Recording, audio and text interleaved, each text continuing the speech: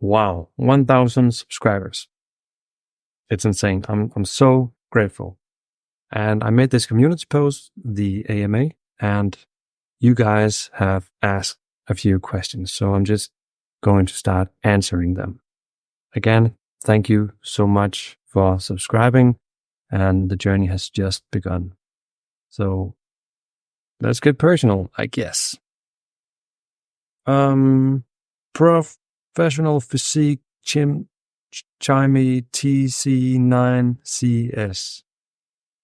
Quite the name.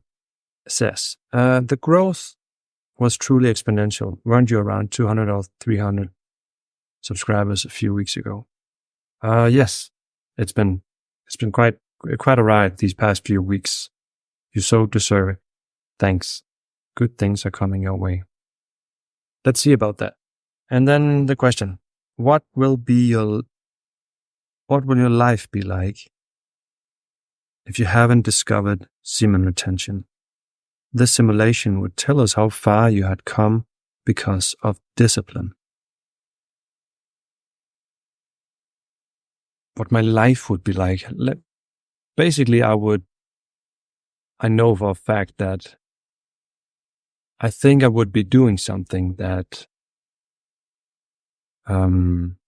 doesn't matter to me. I think I would just still be sort of like a robot trying to do what everyone else says and like trying to impress everyone.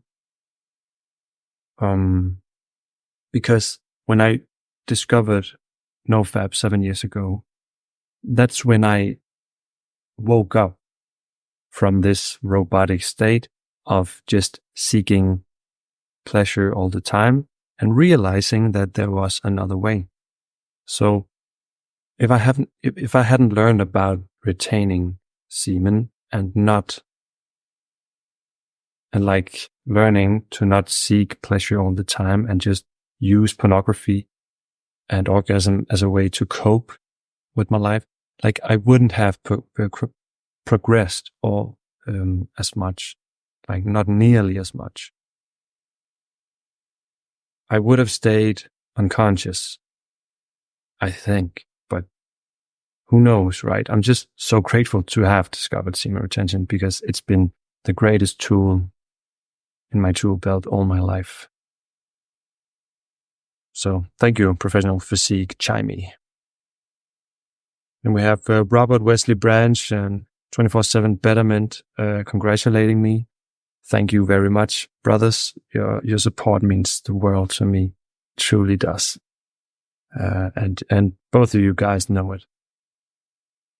Baseline OP says, it's crazy to see your growth this past few months. Keep up the consistency, man. Thank you, brother. I will. And then he asks, what moment or moments in your life changed you for the better or worse? And what did you learn from it? That's quite a big question. I'll try to think of a few answers, but like I could talk about this for days. So what moments did that change you? I could try to,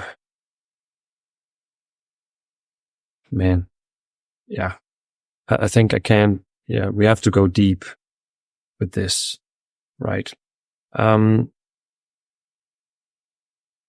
I think it's around 11 years ago, a great tragedy in my family started unfolding.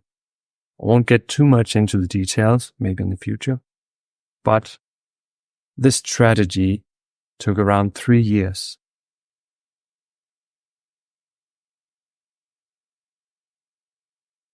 To manifest and become, and like to destroy everything.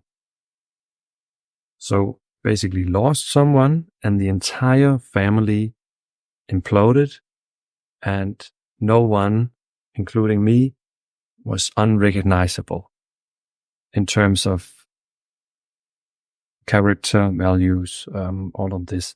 It basically destroyed the entire family, and we're still, to this day, trying to pick up the pieces. I think this is what motivated me a lot to seek answers, to find some truth, to heal myself, trying to heal my family.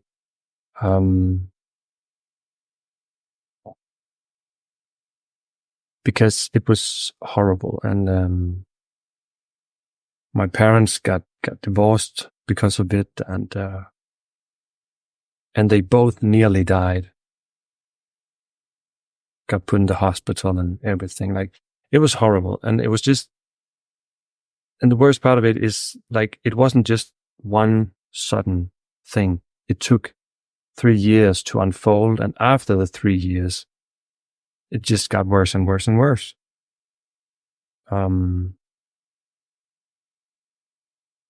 So, back to your question, that was a crazy moment in my life, for better and for worse, because it forced me to look within and start seeking answers. And that has made, like, that's been this profound experience for me, learning so much about myself, learning about different kinds of healing and how the world works and how I work. And like, it gave me so much fuel, and still has, like, I think I still have limitless fuel for this journey of growth and understanding and learning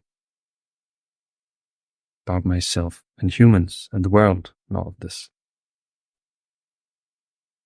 On top of that, just to add one more moment,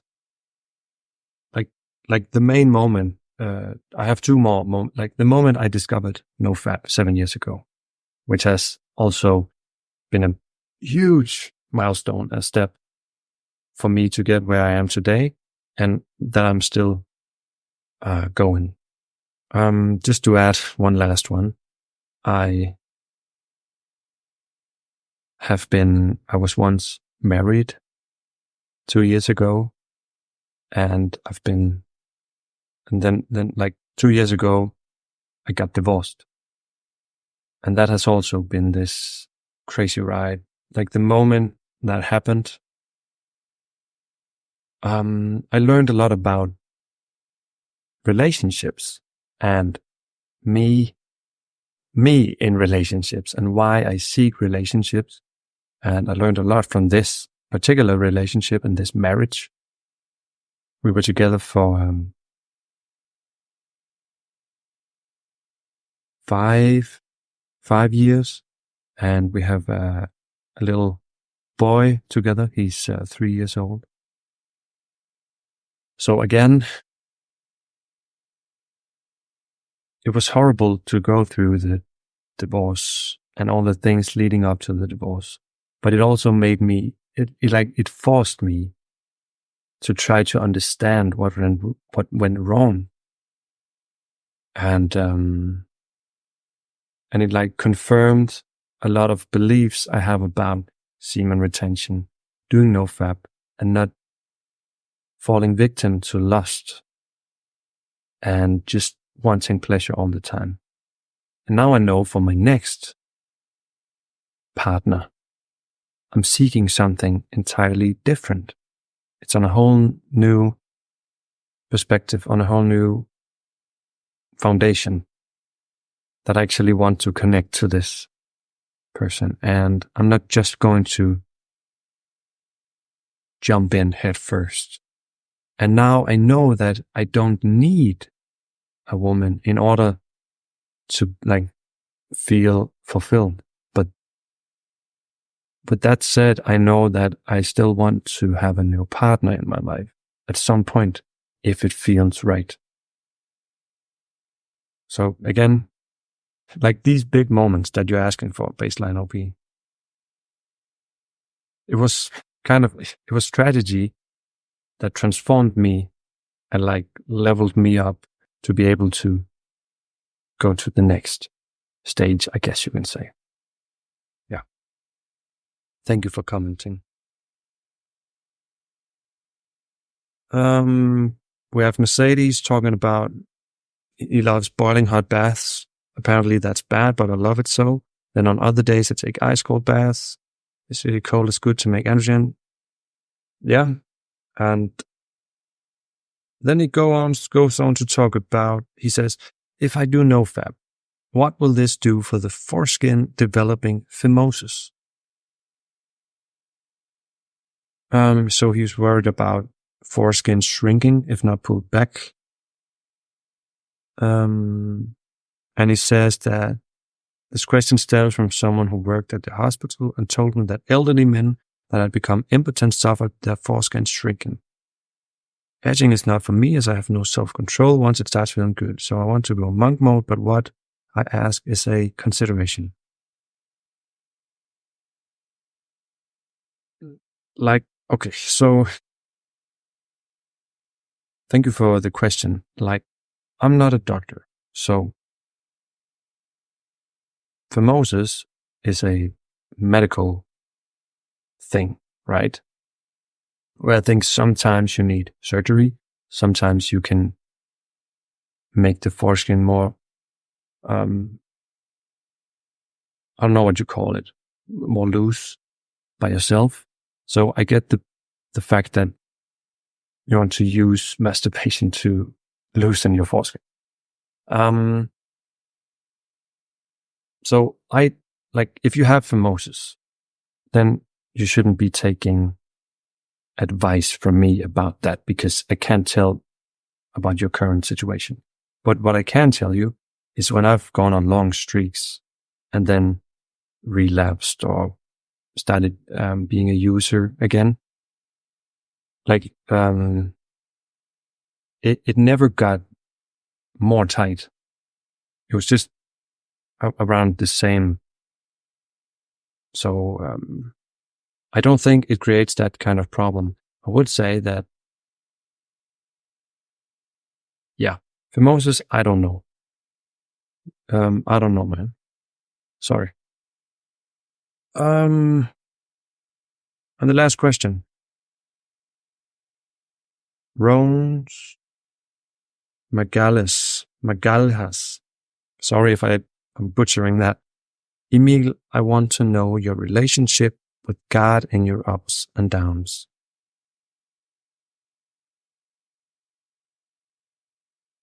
Yeah, that's a good question.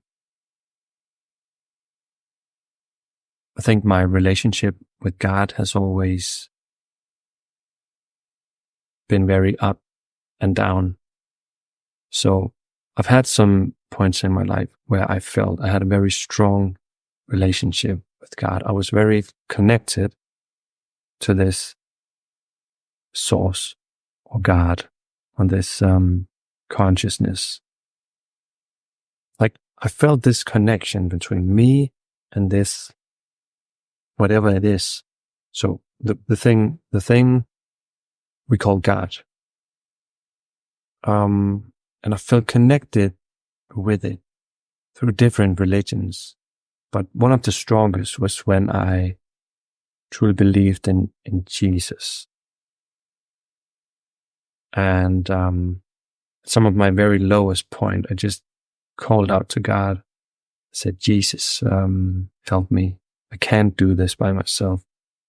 And I think when you acknowledge, and when I acknowledged that I couldn't do this by myself, I think it was after a very bad relapse, he responded.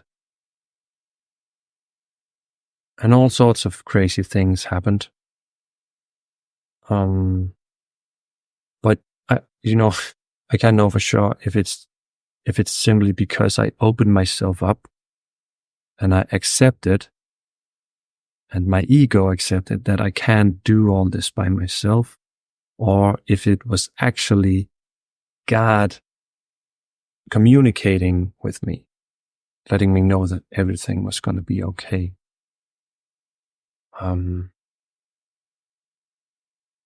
So yeah, right now I'm trying to re-establish a relationship with God. And it's something I really I wanted, because I know that nothing in the material world will ever satisfy me the way that a close relationship with God can. It's like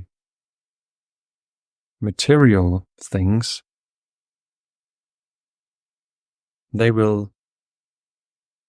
it's like you always need more. It's just another addiction. But it's like if you have an addiction towards falling in love with God, or like becoming very close to Him, it's like you just receive back tenfold the time, the effort you invest. It's like just limitless, endless love will come right back to you. But I think it's not just because you say certain stuff and you have certain rituals or routines where you do spiritual or work with talking to Jesus or repenting, reading the Bible, doing mantras, meditation, whatever your spiritual practice or like communicating with God is. It's like I said one time, the words don't really matter. The routines may not matter. It's the way how your emotions and how your being changes. It like clicks into being opening up to the fact that I am not God. I am not the ruler of everything. I don't have all the answers. So I've connected with this many different ways through different religions and also just pure meditation, vipassana, seeing things the way they are. Where I meditated for 10 days straight, 11 hours every day. Where I also connected like insanely it was beautiful experience, one of the most difficult things I've ever done. But I think the crazy part is, like, that was also achievable by simply being in the right mind state when I asked God to help me, because I had realized that I couldn't do this on my own. I needed help. I needed something different. And that didn't take 10 days of intense work every day. That only took a few seconds to change, to change my mind state, to change my heart, to realize, to have this epiphany, and then taking action and speaking the words that freed myself from my ego prison. I hope that makes sense. That was all the questions. Again, thank you for 1,000 subscribers. It is a bit terrifying because it's just me sharing my ups and downs, right? But all I know is that I'm gonna keep sharing because I like this, and most of you guys seem to gain value from this. So as long as I see this being something that you can use, then I'll keep going. So yeah.